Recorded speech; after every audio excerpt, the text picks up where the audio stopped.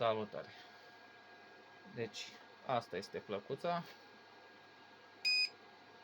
Dacă ții mâna, de exemplu, așa, pe ea, face un pic de contact cum ar veni și țâuie. Ea citește ceva. În fine. Bun. De aici, deci ăsta se închide, primul buton. După aia, aprinde. De aici este plus, până la 99 de trepte. Hai să lăsăm minus. Și cam atâta. Este conectată la o baterie destul de mare, de 80 de amperi. Este folosită. Este veche de ceva timp. Are și manual de instrucțiuni, dar e în limba engleză. Și chiar spune aici că o baterie veche între 20 și 100 de amperi. Dacă este o baterie nouă, să nu depășească 45 de amperi. În rest, mai spune pe aici că sudează până la 0,3. Eu n-am platbandă de 0,3, am doar de 0,2 cea mai groasă. Și să-i facem și o probă. Bun. Deci o lăsăm la 26. Cred că e cam mare. O să dăm mai mic pentru platbanda de 0,1. Asta e de 5 mm lățime. Și să începem să punctăm.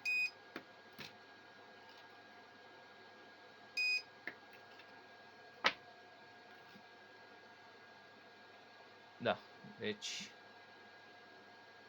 foarte bine. Opa! Pardon, am dat și peste telefon. Da, deci s-a rupt. Deci doar la puterea de 16.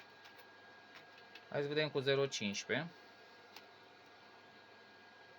Și să mai mărim un pic. Mărim, îi dăm la 36, să zicem. Bun. Oh, foarte bine. Ia să vedem. Da, se vede. Să încerc să o rup, dar asta de 0,15 nu mai pot să o rup. Da, deci foarte bine. Așa. Și 0,2. Acum hai să mai dăm de-abia la 50. Da. Da. Deci, ia să focalizăm foarte bine. Se observă.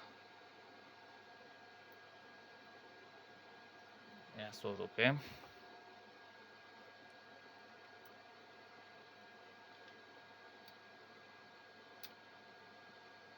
Da. Deci, sudează foarte bine. Așa. Bun. Se încălzesc un pic cleștii ăștia de sudură, în rest, plăcuța nu se încălzește. Firele un pic se mai încălzesc, în rest, foarte bine. Bun. Ia să-l închidem pe asta. Asta este varianta cu cabluri. Și aici mai am încă una, făcute cu niște cabluri de ale mele.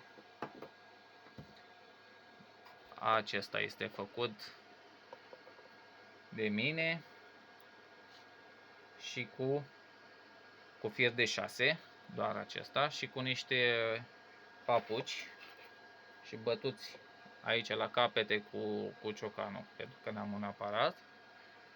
Și în continuare, ca să dau mai așa, am pus niște fire pline de 4 grosime, de 4 mm grosime. Bun. Pentru cei care vor să iei doar plăcuța fără cabluri, că o pot da și așa. Și acum să-i facem o probă și la asta. Deci mi-a rămas aici platbanda de 0,15. Hai să dăm la 36 cum era și celălalt. Cam așa parcă era pe 36. 2. Stai să-l închidem că ăsta a fost aprins mai de mult. Bun. 3, 4, așa. 36. Bun. Și cu să folosim, ca să filmez, folosim, e mai greu, nu sunt maleabile, dar să vedem cum face sudura.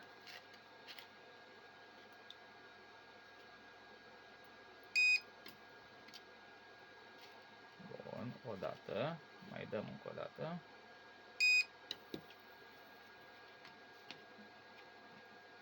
A fost cam puternic acum, am să dau mai încet, deja au găurit și celula. Bun. Dăm mai încet un pic. 35, 30, 25. Așa, ia să vedem în continuare.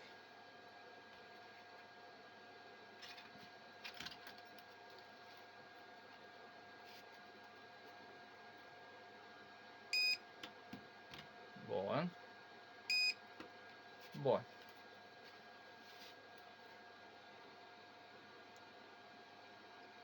Astea sunt, deci aici unde a găurit-o și astea sunt ultimele. Deci se sudează foarte bine și cu astea, dar mai greu de manevrat. Bun. Deci cam asta este cu videoclipul.